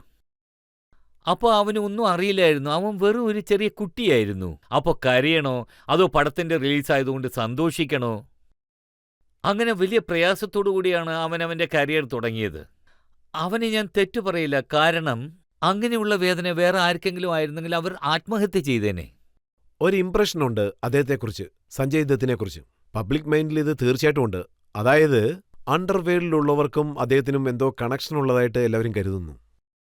അണ്ടർവേൾഡുമായി എനിക്കും കണക്ഷൻ ഉണ്ടായിരുന്നു. ഞാൻ എന്തിന് കള്ളം പറയണം? മസ്താൻ എൻ്റെ നല്ല സുഹൃത്തായിരുന്നു. പിന്നെ കരീം ലാലയും എൻ്റെ നല്ല സുഹൃത്തായിരുന്നു. ഒരു ആർട്ടിസ്റ്റ് ആവുമ്പോൾ എല്ലാവരും നമ്മളെ വന്ന് കാണും. അതായത് ആർട്ടിസ്റ്റുകളെ അവർക്ക് ഫേവറായിട്ട് ഉപയോഗപ്പെടുത്തുന്നു. അങ്ങനെ അവർ ചെയ്യുകയാണെങ്കിൽ അത് വലിയ തെറ്റാണ്. ആ ആർട്ടിസ്റ്റ് അവർക്കൊപ്പം ചേർന്ന് സ്മഗിൾ ചെയ്ത, ആ ആർട്ടിസ്റ്റ് അവർക്കൊപ്പം ചേർന്ന് ജനങ്ങളെ കൊന്നാൽ രണ്ടുപേരും ഒരേ തരക്കാരാകും. ഒരു ആർട്ടിസ്റ്റിനോട് അവർ മര്യാദയ്ക്ക് പെരുമാറിയാൽ, അതായത് മസ്താൻ എന്നെ ഒന്ന് കാണുമായിരുന്നു. അൾട്ടിമേറ്റ് ആയിട്ട് അദ്ദേഹം പാർട്ടി തന്നെ തുടങ്ങി. പാർട്ടി തുടങ്ങി അദ്ദേഹം ഇലക്ഷനിൽ മത്സരിച്ചു. അത് എന്റെ തെറ്റാണോ? താങ്കളെക്കുറിച്ച് ഇതുവരെ ആരും ഒന്നും ആരോപിച്ചിട്ടില്ല. പക്ഷെ സഞ്ജയ് ദത്തിനെ കുറിച്ച് പലതും പറയുന്നുണ്ട്. കാരണം ഇപ്പൊ അങ്ങനെ കുറ്റം പറയുന്നവർ ഒരുപാട് പേരായി. ക്ഷമിച്ചേക്കൂ. അക്കാലത്തെ ജനങ്ങൾക്ക് എല്ലാം മനസ്സിലാകുമായിരുന്നു. അവർക്ക് മനസ്സിലാക്കാനുള്ള കഴിവുണ്ടായിരുന്നു ഇവർ അങ്ങനെ ഒന്നും ചെയ്യില്ലെന്ന്. ഞങ്ങൾ കണ്ടുമുട്ടും, അവർ വരും, അവർ പാർട്ടികളിലൊക്കെ പങ്കെടുക്കാറുണ്ടായിരുന്നു. ശരി, ഈ കാര്യത്തെക്കുറിച്ച് പറയൂ. താങ്കൾ എപ്പോഴും സമ്പ്രദായങ്ങൾക്കെതിരായിട്ട് പോരാടി. താങ്കൾ ശിവസേനയ്ക്കെതിരായിട്ട് പോരാടി. പക്ഷേ സഞ്ജയുടെ കേസ് നടക്കുന്ന സമയത്ത് മഹാരാഷ്ട്രയിൽ BJP ശിവസേന അലയൻസ് ആയിരുന്നു. അപ്പോൾ ബാൽ താക്കറെയുടെ സഹായം താങ്കൾ ചോദിച്ചിരുന്നു? ബാൽ താക്കറെ സാർ എൻ്റെ അടുത്ത സുഹൃത്താണ്. ഞാൻ രാഷ്ട്രീയത്തിലേക്ക് വരുന്നതിന് മുമ്പ് അന്ന് തൊട്ടേ എനിക്ക് അദ്ദേഹത്തെ അറിയാം. പിന്നെ ഞങ്ങൾ അന്യോന്യം ബഹുമാനിച്ചിരുന്നു. ഞാൻ അദ്ദേഹത്തെ കണ്ടുമുട്ടി. ആ സമയം അദ്ദേഹത്തിൻ്റെ ഭരണമായിരുന്നു. ആ സമയത്ത് ബാൽ താക്കറെയുടെ സർക്കാരുണ്ടായിരുന്നു. നിങ്ങൾക്ക് ഓർമ്മയുണ്ടാവുമെന്ന് വിചാരിക്കുന്നു. താക്കോൽ എൻ്റെ കയ്യിലാണെന്ന് പറയും. ആരുടെ കയ്യിലാണ് താക്കോല്? അതെ, റിമോട്ട് കൺട്രോൾ എൻ്റെ കയ്യിലാണെന്ന് പറയും. താക്കോലും റിമോട്ട് കൺട്രോളും ആരുടെ കയ്യിലാണോ അങ്ങോട്ടല്ലേ നമ്മൾ പോകൂ. അതും എൻ്റെ മകന് വേണ്ടി. നിങ്ങൾക്കറിയാം, അവനൊരു പ്രശ്നത്തിലായിരുന്നു. അവന് സുഖമില്ലാതിരുന്നു. അവന് ഞാൻ ഡോക്ടറെ അടുത്ത് കൊണ്ടുപോയില്ലേ? അവനൊരു പ്രശ്നമുണ്ടെങ്കിൽ, ഒരു ക്രിട്ടിക്കലായിട്ടുള്ള പ്രശ്നം ഉണ്ടാകുമ്പോൾ ഒരു പൊളിറ്റീഷ്യൻ്റെ അടുത്തേക്കല്ലേ കൊണ്ടുപോകാൻ പറ്റൂ.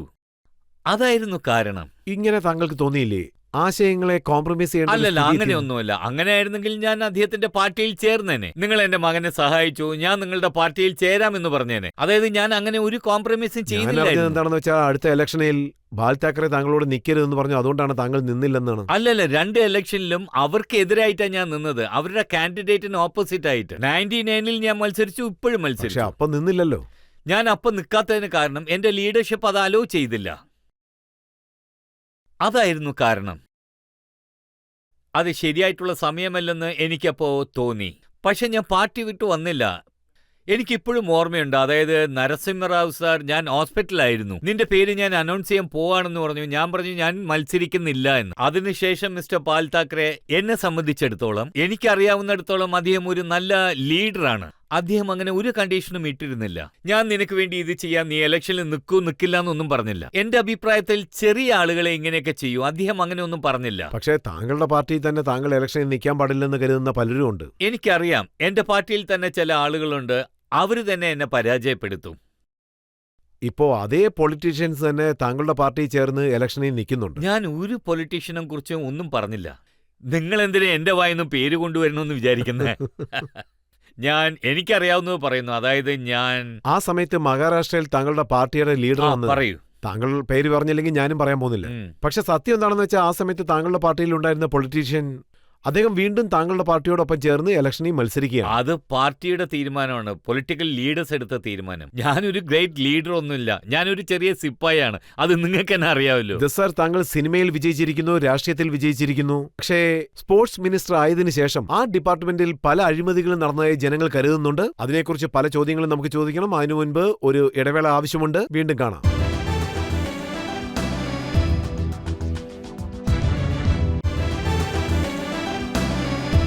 ആപ്കി അദാലത്തിൽ കുറ്റാരോപണത്തിന്റെയും വിചാരണയുടെയും നടുവിലിരിക്കുന്നത് സ്പോർട്സ് മിനിസ്റ്ററായ സുനിൽ ദത്താണ്. ആപ്കി അദാലത്തിൽ സ്പോർട്സ് മിനിസ്റ്ററായ സുനിൽ ദത്തിന്റെ മേലുള്ള കുറ്റാരോപണം. ഇദ്ദേഹത്തിന്റെ ഭരണസമയത്ത് സ്പോർട്സിൽ അഴിമതി നിറഞ്ഞിരിക്കുന്നു. ദത്ത് സാർ, താങ്കൾ സ്പോർട്സ് മിനിസ്റ്റർ ആയതിനു ശേഷം പറഞ്ഞു എല്ലാ കാര്യങ്ങളും ശ്രദ്ധിക്കും, ഫെഡറേഷനിൽ ശ്രദ്ധയിലെത്തുമെന്ന്, അവരെ നേർവഴിക്ക് കൊണ്ടുവരുമെന്നും പറഞ്ഞു. പക്ഷെ 3 മാസത്തിൽ താങ്കൾ മാറിയിരിക്കുകയാണ്. എല്ലാ ഫെഡറേഷനും ഓട്ടോണമസ് ആണ്, എനിക്കൊന്നും ചെയ്യാൻ പറ്റില്ലെന്ന് താങ്കൾ പറയുന്നു. അത് ഓട്ടോണോമസ് ആണ്, അത് സമ്മതിച്ചാൽ മതിയാവൂ. ഞാൻ അവരെ കണ്ട് സംസാരിച്ചു. ഞാൻ ഇപ്പോഴും പല ഫെഡറേഷൻ ചീഫ്സും ഒക്കെ ആയിട്ട് കണ്ടുമുട്ടി സംസാരിക്കാറുണ്ട്. അവരിൽ നിന്നും ഫീഡ്ബാക്ക് എന്താണെന്ന് ചോദിച്ച് മനസ്സിലാക്കുന്നുണ്ട്. 20-30 വർഷങ്ങളായിട്ട് ഈ ഫെഡറേഷൻ പ്രവർത്തിച്ചുകൊണ്ടിരിക്കുക. അതുകൊണ്ട് പെട്ടെന്ന് അവരുടെ മോഡ് മാറ്റാന്ന് പറയുന്നത് ഡെമോക്രസിയിൽ പ്രയാസമുള്ള കാര്യമാണ്. കാരണം ഞാൻ ഡിക്റ്റേറ്റർ ഒന്നുമല്ല. ഞാൻ പറയുന്നത് എല്ലാവരും അനുസരിക്കണം, നിങ്ങൾ പോകുമെന്ന് എനിക്ക് പറയാൻ പറ്റില്ല. പിന്നെ നിങ്ങൾ എന്നെ പറയും ഇദ്ദേഹം ഡിക്റ്റേറ്റർ ആയെന്ന്. അതെന്നെ താങ്കൾ ഡിക്റ്റേറ്ററായിട്ട് മാറുകയാണെങ്കിൽ ജനങ്ങൾ ശരിക്കും സന്തോഷിക്കും. അതെയോ? എല്ലാ സ്പോർട്സ് ഫെഡറേഷനും വലിയ വലിയ രാഷ്ട്രീയക്കാരുടെ കൈവശമാണ് ഉള്ളത്.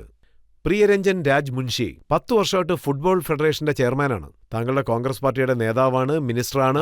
പക്ഷേ ഫുട്ബോളിൽ നമ്മുടെ രാജ്യം 143-ാം സ്ഥാനത്താണ്. ശരിയാണ്. വിജയ്കുമാർ മൽഹോത്ര BJPയിലെ വലിയൊരു നേതാവാണ്. ആർച്ചറിയിൽ അദ്ദേഹം ലീഡറാണ്. ഇന്ന് വരെ ഒരമ്പ് പോലും ലക്ഷ്യസ്ഥാനത്തെത്തിയില്ല. അതെയോ? ജഗദീഷ് ടൈറ്റിലർ, അദ്ദേഹം ജൂഡോ ഫെഡറേഷന്റെ നേതാവാണ്. സുരേഷ് കൽമാടി ഒളിമ്പിക് അസോസിയേഷന്റെ പ്രസിഡന്റാണ്. അത്ലറ്റ്സിന്റെയും പ്രസിഡന്റ് അദ്ദേഹമാണ്. ഇവിടെ ഏതൊരു സ്പോർട്സ് ഫെഡറേഷൻ നോക്കിയാലും ശരി, അവിടെ ഒരു രാഷ്ട്രീയക്കാരനായിരിക്കും പ്രസിഡന്റായിട്ടുള്ളത്. അപ്പോ നിങ്ങൾ എനിക്ക് വേണ്ടി ചെറിയൊരു കരുണ കാണിച്ചൂടെ? നിങ്ങളൊന്ന് ചെയ്യൂ, എല്ലാ മിനിസ്റ്റേഴ്സിനും ഇങ്ങോട്ട് വരുത്തൂ, എന്നിട്ട് നിങ്ങളൊരു ഇന്റർവ്യൂ എടുക്കൂ. അവരെ വിളിച്ച് എന്തൊക്കെ അന്വേഷണങ്ങൾ നടത്തിയാലും ഒന്നും ആകാൻ പോകുന്നില്ല. അങ്ങനെയല്ല, നിങ്ങൾ ആരാണെന്ന് വെച്ചാ വെള്ളം ഇല്ലാത്തടത്ത് കുഴിച്ച് നിങ്ങൾ വെള്ളം ഉണ്ടാക്കും.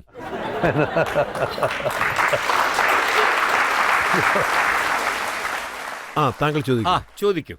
You have, when I say you, mean the people humiliated Dhanraj Pillai, who paid a 4th Olympic. Not very many people have done. What action have you taken?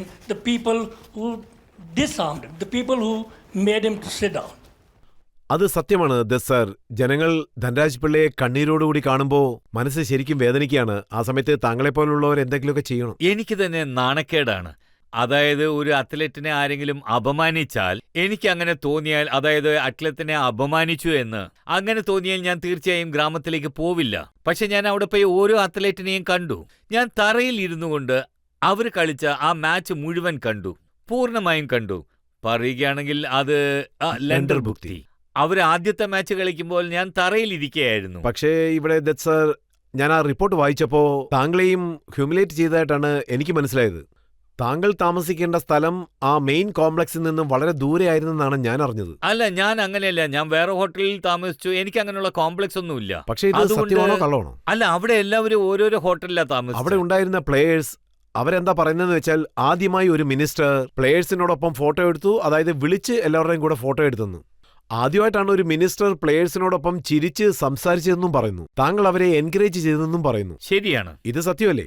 അതുകൊണ്ടാണ് താങ്കളുടെ അടുത്ത് പ്രതീക്ഷിക്കുന്നത്, പ്ലേയേഴ്സ് പ്രതീക്ഷിക്കുന്നത്, ജനങ്ങൾ വിശ്വസിക്കുന്നത് താങ്കൾ എന്തെങ്കിലും ആക്ഷൻ അല്ല, എടുക്കണം. It takes time. ശരിയല്ലാത്ത കാര്യങ്ങൾ ശരിയാക്കാൻ കുറച്ച് സമയം വേണം. ഒറ്റ രാത്രി കൊണ്ട് ഒരു കെട്ടിടം നിർമ്മിക്കാൻ പറ്റില്ലല്ലോ. അതായത് ഈ കെട്ടിടം നിർമ്മിക്കാൻ 2-3 വർഷങ്ങളായി കാണും. എന്താ, ശരിയല്ലേ? അവരുടെ അടുത്ത് നിന്ന് നിങ്ങൾ ഇത് ഒറ്റ രാത്രി കൊണ്ട് ചെയ്യുന്നു പറഞ്ഞാൽ അത് നടക്കില്ല. തീർച്ചയായിട്ടും നടക്കില്ല, അല്ലേ? സാർ, എന്റെ ചോദ്യം എന്താണെന്നാൽ ഒളിമ്പിക്സിൽ നിന്നും കുറച്ച് ദിവസങ്ങൾ മുന്നേ ഹോക്കി കോച്ചിനെ പുറത്താക്കി ഇന്ത്യൻ കോച്ച് പോരാ എന്നും പറഞ്ഞ് ഫോറിൻ കോച്ചിനെ നിയമിക്കാൻ ഒരുങ്ങി. എന്നാലിപ്പോൾ അതേ ഹോക്കി കോച്ചിന് ദ്രോണാചാര്യ അവാർഡ് കൊടുക്കുകയാണ്. അങ്ങനെയാകുമ്പോൾ ആ കോച്ചിന്റെ പെർഫോമൻസ് നന്നായിട്ടായിരുന്നോ അല്ല മോശമായിട്ടായിരുന്നോ? എന്ത് ബേസിസിലാണ് അദ്ദേഹത്തിന് അവാർഡ് കൊടുത്തത്? നിങ്ങൾ വളരെ നല്ല ചോദ്യമാണ് ചോദിച്ചിരിക്കുന്നത്. Very good. അതായത് പറയുകയാണെങ്കിൽ ഈ അവാർഡുകൾ നൽകപ്പെടുന്നത് അത് മിനിസ്റ്റർ നൽകുന്നതല്ല, മിനിസ്റ്റർ ഫോം ചെയ്യുന്ന കമ്മിറ്റിയാണ്. ആസ് എ മിനിസ്റ്റർ ഒരു ഡെമോക്രസിയിൽ എനിക്ക് പറയാൻ പറ്റില്ല. തീരുമാനം ഞാൻ എടുക്കുകയാണെങ്കിൽ ഞാൻ കമ്മിറ്റി രൂപീകരിക്കില്ലല്ലോ. ഒരു കമ്മിറ്റി രൂപീകരിച്ചാൽ ആരെ തെരഞ്ഞെടുക്കണം തെരഞ്ഞെടുക്കരുതെന്ന് അവരാണ് തീരുമാനിക്കുക. എന്റെ അറിവിൽ പറയുകയാണെങ്കിൽ അതൊരു റോങ് സെലക്ഷനാണ്, തെറ്റായ സെലക്ഷനാണ്. സാർ, താങ്കൾ ഇത്ര ഹെൽപ്ലെസ് ആണെങ്കിൽ ജനങ്ങൾക്ക് അത് ബുദ്ധിമുട്ടായി മാറില്ല. അല്ലല്ല, ഞാൻ ഹെൽപ്ലെസ് ഒന്നുമല്ല. അതായത് എല്ലാത്തിനും ഒരു ലോജിക് ഇല്ലേ? അതായത് എന്താണെന്ന് വെച്ചാൽ, ഞാൻ പറയുന്നത് കേൾക്കൂ, എല്ലാത്തിനും ഒരു 2 വശമുണ്ട്. ആദ്യത്തേത് ഞാൻ പറയുന്നതാണ് ശരിയെന്ന് പറയുന്നത്. അതായത് പറയുകയാണെങ്കിൽ അർജുന അവാർഡിന്റെ കാര്യം എടുക്കുകയാണെങ്കിൽ ഞാനൊന്നും ചെയ്തിട്ടില്ല, കമ്മിറ്റിയാണ് എല്ലാം തീരുമാനിച്ചത്. നിങ്ങൾക്ക് തന്നെ അറിയാം, ഞങ്ങൾ കമ്മിറ്റിയിൽ ഇന്റർഫിയർ ചെയ്താൽ അവര് ഞങ്ങൾ പറയുന്ന ഒന്നും കേൾക്കില്ല. അതായത് സാർ, താങ്കളെങ്കിലും ഒരു നല്ല പോളിസി ഉണ്ടാക്കിയെടുക്കാമല്ലോ. ആ അതായത് ഈ കോച്ചിന്റെ സെലക്ഷനെങ്കിലും കുറച്ച് പ്രോപ്പറായിട്ട്, പ്ലേയേഴ്സിന് എല്ലാ ഫെസിലിറ്റീസും കൃത്യമായി പോയി ചേരണം, അവാർഡിൽ ഒരു കൃത്യത ഉണ്ടായിരിക്കണം. താങ്കൾ ആ പോളിസി തന്നെ മാറ്റിയാണെങ്കിൽ ഒരു കമ്മിറ്റിക്കും ഒന്നും ചെയ്യാൻ സാധിക്കില്ല. അതായത് നോക്കൂ, ഈ കോച്ച് സെലക്ഷൻ എന്ന് പറയുന്നത് എന്റെ കൈകളിലല്ല. കാരണം ഞാൻ ഗെയിം എക്സ്പേർട്ട് ഒന്നുമല്ല, ഞാനൊരു മിനിസ്റ്ററാണ്. ഇന്ന് ആരെങ്കിലും ഒരാൾ മിനിസ്റ്റർ ആയതിനു ശേഷം എനിക്ക് ബോക്സിംഗ് അറിയാം, നല്ല കോച്ച് ആരാണെന്ന് അറിയാമെന്ന് പറഞ്ഞാൽ അദ്ദേഹം പറയുന്നത് തെറ്റാണെന്ന് പറയാൻ പറ്റില്ല. ഞാനൊരു ബോക്സർ ആയിരുന്നെങ്കിൽ ആ സെക്കൻഡ് തന്നെ എനിക്ക് മനസ്സിലാവും. ഇപ്പൊ ഞാൻ പടങ്ങളിലുണ്ട്, അതിനെക്കുറിച്ച് എന്തെങ്കിലും ചോദ്യം വന്നാൽ ആ ഡയറക്ടർ നന്നായിട്ട് സംവിധാനം ചെയ്യും എന്നെനിക്ക് പറയാൻ പറ്റും. കാരണം ഞാനും ആ രംഗത്താണ് ഉള്ളത്. അതല്ലാതെ നിങ്ങൾ എനിക്ക് ബോക്സിങ്ങിനെ കുറിച്ച് അറിയാം, ഹോക്കിയെ കുറിച്ച് അറിയും, ഫുട്ബോളിനെ കുറിച്ച് അറിയും എന്നൊക്കെ വിചാരിച്ചാൽ പിന്നെ ഫെഡറേഷന്റെ ആവശ്യമില്ലല്ലോ. അതായത് എല്ലാ രാഷ്ട്രീയക്കാർക്കും ഫുട്ബോളും അറിയാം, ക്രിക്കറ്റും അറിയാം, അതുപോലെ ഹോക്കിയും അറിയാം. അല്ലല്ല, താങ്കളൊന്ന് ആലോചിച്ച് നോക്കൂ, ഇതേ രാഷ്ട്രീയക്കാര് തന്നെ നാളെ ഒരു സിനിമ എടുക്കാൻ തുടങ്ങിയ എന്ത് സംഭവിക്കും? അല്ലല്ലല്ല, അങ്ങനെയൊന്നും പറയാൻ പറ്റില്ല. ഞാൻ മറ്റുള്ള രാഷ്ട്രീയക്കാരെ കുറിച്ചല്ല പറയുന്നത്, ഞാൻ എന്നെ കുറിച്ചാ പറയുന്നത്. സാർ, എനിക്ക് ഉറപ്പായിട്ട് പറയാൻ സാധിക്കും, ഫുട്ബോൾ ഫെഡറേഷനിലുള്ള വ്യക്തിക്ക് ഒരിക്കലും ഫുട്ബോൾ കളിക്കാൻ അറിയില്ല, ഹോക്കി ഫെഡറേഷനിലുള്ള ആൾക്ക് ഹോക്കി കളിക്കാൻ അറിയില്ല, പിന്നെ ബോക്സിംഗ് ഫെഡറേഷനിലുള്ള വ്യക്തി ഒരു പഞ്ച് പോലും ചെയ്തും കാണില്ല. അപ്പോ അങ്ങനെ പറഞ്ഞ പിന്നെ അവരെങ്ങനെ എലക്ട് ചെയ്യും? ഇവിടെ നോക്കിയാൽ അതായത് അവരൊരു വല സൃഷ്ടിച്ചിരിക്കുകയാണ്. അവർക്ക് മന്ത്രിയെയും ബ്യൂറോക്രാറ്റ്സിനെയും എങ്ങനെ ജോലി എടുപ്പിക്കണമെന്ന് അറിയാം. അതുകൊണ്ടാണ് ഫെഡറേഷൻ. അല്ലല്ല, ഇത് ഞാൻ സമ്മതിക്കില്ല. കാരണം മിനിസ്റ്റർ ആണെങ്കിൽ ചോദ്യം ഇവിടുന്നാ ഉണ്ടാവുന്നത്. ചില നോംസ് ഉണ്ട്, അതായത് അതുമായി ബന്ധപ്പെട്ടവർ മാത്രമേ സെലക്ട് ചെയ്യൂ, അതിൽ എക്സ്പേർട്സ് മാത്രമേ സെലക്ട് ചെയ്യൂ.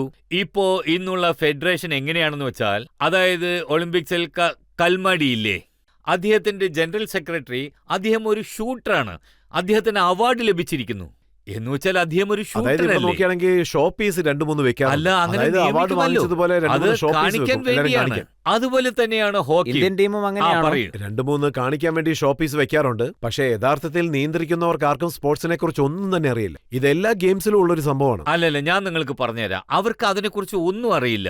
അതായത് ഫെഡറേഷൻ നമ്മൾ അത് ചേഞ്ച് ചെയ്യണം, അല്ലെങ്കിൽ ചേഞ്ചസ് ആവശ്യമാണ്.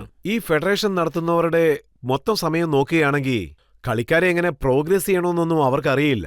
എത്ര പ്രാവശ്യം ഫോറിൻ ട്രിപ്പ് പോകാം, അതിനെക്കുറിച്ച് മാത്രമേ അറിയൂ. ഞാൻ ഇവരെല്ലാം കണ്ടുമുട്ടിക്കൊണ്ടിരിക്കുകയാണ്. ഫെഡറേഷൻ ചീഫിനെ കാണുന്നു, സെക്രട്ടറിയെ കാണുന്നു, അവരുടെ ഒപ്പീനിയൻസ് ചോദിച്ച് മനസ്സിലാക്കുന്നു. കാരണം ഈ കാര്യങ്ങളെല്ലാം ഓവർനൈറ്റിൽ നമുക്ക് ഒന്നും മാറ്റാൻ പറ്റില്ല.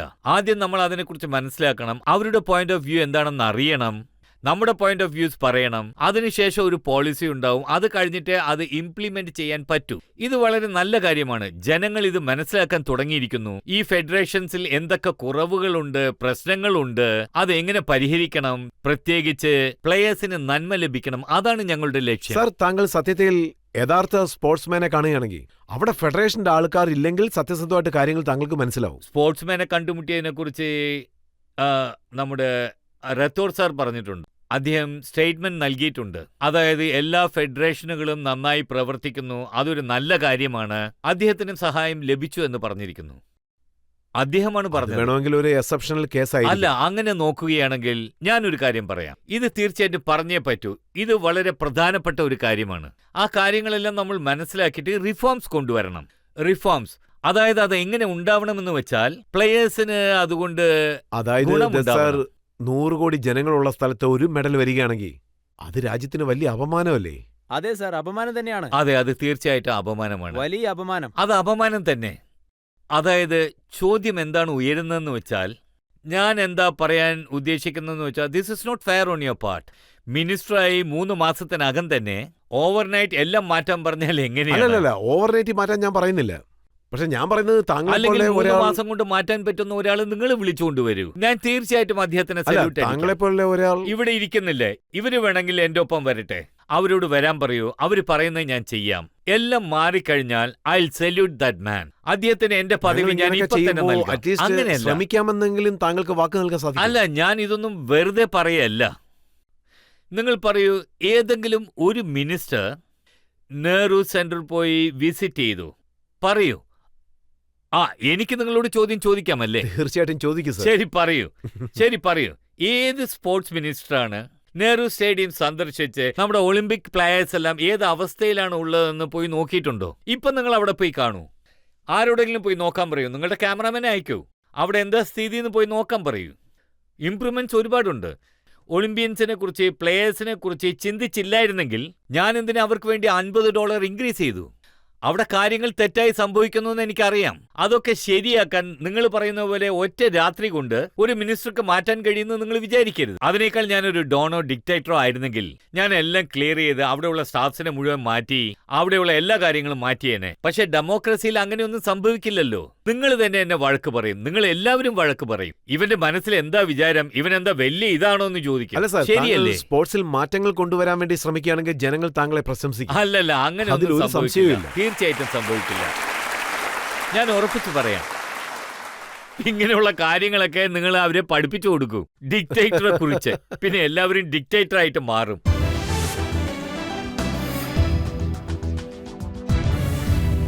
സ്പോർട്സ് മിനിസ്റ്ററും ഫിലിം സ്റ്റാറുമായ സുനിൽ ദത്തിനോടുള്ള നമ്മുടെ ചോദ്യങ്ങൾ ഇതോടെ അവസാനിക്കുകയാണ്. ഇന്ന് നടന്ന വിചാരണയെക്കുറിച്ചുള്ള ജഡ്ജ്മെന്റ് നമ്മുടെ ജഡ്ജിയായ വൈസി ഹലനോട് ചോദിക്കാം. ഇദ്ദേഹത്തിന് മേൽ ചുമത്തപ്പെട്ട കുറ്റാരോപണങ്ങളിൽ നിന്ന് കഴിവുള്ള വക്കീലിന്റെ വാദം കേട്ട അടിസ്ഥാനത്തിൽ ഈ നീതിപീഠം ഒരു വിധിയിലെത്തിയിരിക്കുകയാണ്. സുനിൽ ദത്തിന് നേരെ ആരോപിക്കപ്പെട്ട കുറ്റാരോപണങ്ങൾ ഭൂരിപക്ഷവും തെളിയിക്കപ്പെടാത്തവയാണ്. ഇദ്ദേഹം സ്വയം പ്രൊമോട്ട് ചെയ്തിട്ടുണ്ടെങ്കിലും അത് ഓരോരുത്തർക്കുമുള്ള അവകാശമാണ്. അതിലൂടെ ആർക്കും ഒരു ഉപദ്രവവും ഏൽക്കാത്തതുകൊണ്ട് തന്നെ അദ്ദേഹം നിയമവിരുദ്ധമായ രീതിയിൽ സ്വയം പ്രൊമോട്ട് ചെയ്തതായിട്ട് തെളിയിക്കപ്പെട്ടിട്ടില്ല. രാഷ്ട്രീയത്തിൽ മിസ്ഫിറ്റാണെന്ന് പറയപ്പെടുന്നതും ഇതുവരെ തെളിയിക്കപ്പെടാത്ത ഒന്നാണ്. അദ്ദേഹത്തിന്റെ പ്രവൃത്തികൾ, പോരാട്ടം തുടങ്ങിയവയിലൂടെ ഒരു നീണ്ട പൊളിറ്റിക്കൽ സ്ട്രഗിളിന് ശേഷം അദ്ദേഹം മിനിസ്റ്റർ ആയത് അത് ഒരിക്കലും മിസ്ഫിറ്റല്ല. മകനെ നിയമപരിധിക്കുള്ളിൽ കൊണ്ടുവന്ന് സംരക്ഷിക്കുന്നത് ഒരു പിതാവിന്റെ കടമയാണ്. അദ്ദേഹം നിയമവിരുദ്ധമായി സഞ്ജയ് ദത്തിനെ സംരക്ഷിക്കാൻ ശ്രമിച്ചിരുന്നു എന്നതും ഇവിടെ തെളിയിക്കപ്പെട്ടിട്ടില്ല. അതുകൊണ്ടുതന്നെ ഈ നീതിപീഠം സുനിൽ ദത്തിനെ ബഹുമാന പുരസ്സരം വിട്ടയക്കുന്നു. തുടർന്നും നമ്മൾ പ്രതീക്ഷിക്കുന്നത് എന്താണെന്നാൽ സ്പോർട്സിനെയും രാഷ്ട്രീയത്തെയും വേർപിരിച്ചുകൊണ്ട് ഒരു പ്രോ ആക്റ്റീവ് മിനിസ്റ്ററായിട്ട് അദ്ദേഹം പ്രവർത്തിക്കുമെന്നാണ്.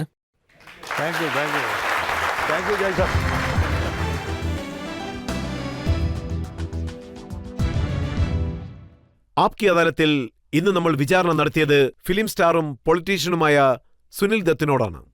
ഈ വിശ്വാസത്തോടുകൂടി സുനിൽ ദത്ത് ഇന്ത്യൻ സ്പോർട്സിൽ മാറ്റങ്ങൾ കൊണ്ടുവരും. അടുത്ത പ്രാവശ്യം ഇന്ത്യൻ ടീം ഒളിമ്പിക്കിന് പോകുമ്പോൾ കൂടുതൽ മെഡലോടുകൂടി തിരിച്ചു വരണം. ഈ വിശ്വാസത്തോടുകൂടി ഇന്നത്തെ പ്രോഗ്രാം ഇതോടെ അവസാനിക്കുകയാണ്. ആപ്കി അദാലത്തിൽ അടുത്ത എപ്പിസോഡിൽ നമുക്ക് വീണ്ടും കാണാം. പുതിയൊരു അതിഥിയോടൊപ്പം നിങ്ങൾക്കെല്ലാവർക്കും നന്ദി, നമസ്കാരം.